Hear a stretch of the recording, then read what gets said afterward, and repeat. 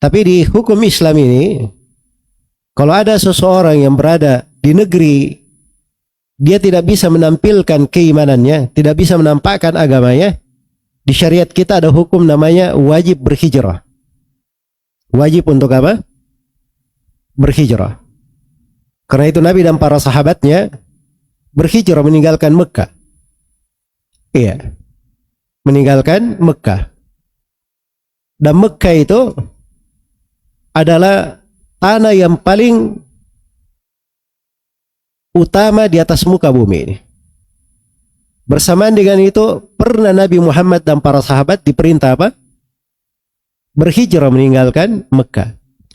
Karena itu ketika Syekh bin Baz rahimahullah memfatwakan, Syekh bin Baz dan banyak dari ulama memfatwakan bahwa rakyat Palestina mereka berhijrah agar supaya tidak tertimpa dari kekejaman-kekejaman orang-orang Yahudi dan selamat jiwa mereka sampai mereka memiliki kekuatan.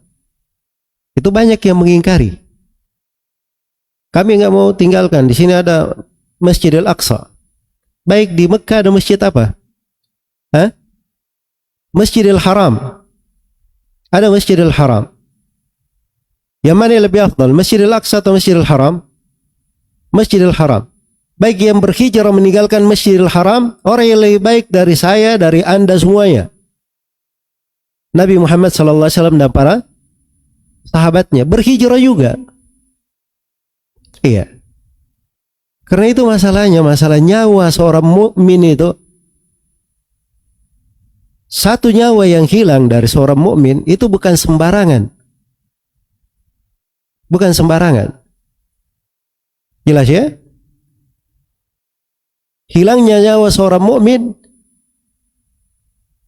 itu dikatakan oleh Nabi, lenyapnya dunia dan segala isinya itu lebih ringan dari hilangnya nyawa seorang mukmin tanpa hak.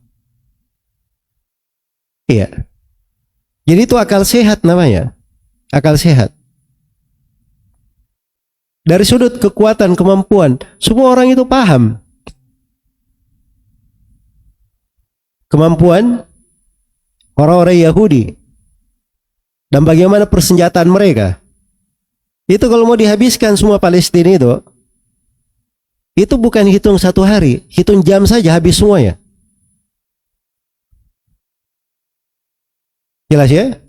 Ini sekarang muncul orang-orang yang memberi alasan orang Yahudi ini untuk menyerang umat Islam. Iya. Jangan berpikir, oh kan jihad kita. Pasti mati masuk surga karena kita jihad. Loh, Nabi SAW kenapa anda berpikir seperti itu dengan para sahabatnya? Sabar aja di Mekah, hadapi kaum musyrikin, jihad saja, mati nggak ada masalah, masuk surga semuanya. Kan begitu?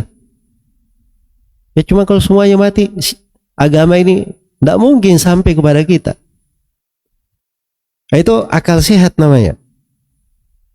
Cuman di kondisi yang seperti ini, itu memang kadang banyak dari manusia keliru di dalam memahami. Satu, karena mengandalkan semangat belaka dan emosi. Tidak berpikir dengan akal sehat dan timbangan syariat. Yang kedua, yang banyak berbicara itu orang-orang Ikhwanul Muslimin, orang-orang Hizbut Tahrir, orang-orang yang berpemikiran menyimpang memang. Ya memang mereka senangnya seperti itu, bikin ribut-ribut.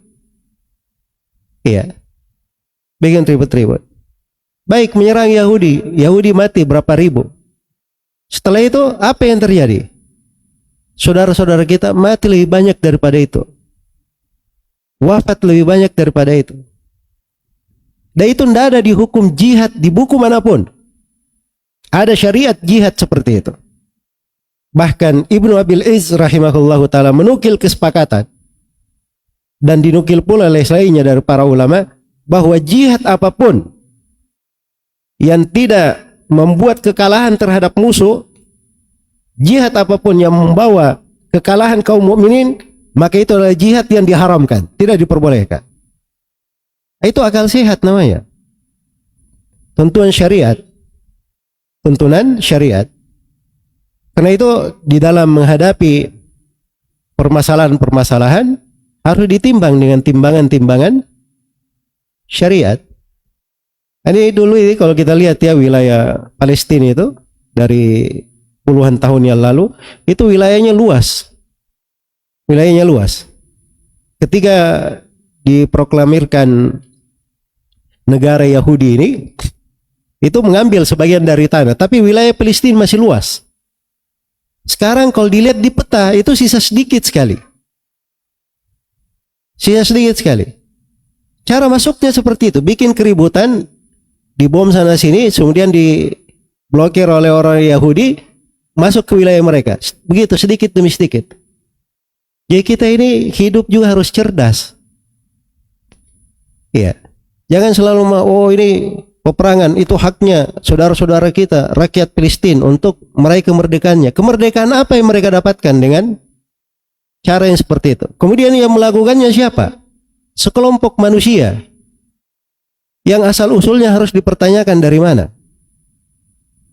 Orang-orang yang selalu membuat ribut di depan, tiba-tiba setelah itu hilang. Iya. Ini hal-hal yang harusnya kita juga cerdas di dalam memahaminya.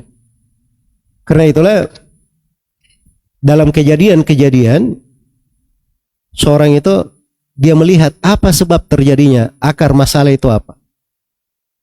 Kenapa musibah itu bisa terjadi? Itu kan musibah. Ya, bagaimana kita berintrospeksi di dalam hal tersebut? Bagaimana kita mengobatinya? Nah, ini renungan terhadap kisah yang seperti ini, itu memberi kepada kita bagaimana cara berpikir yang indah. Iya.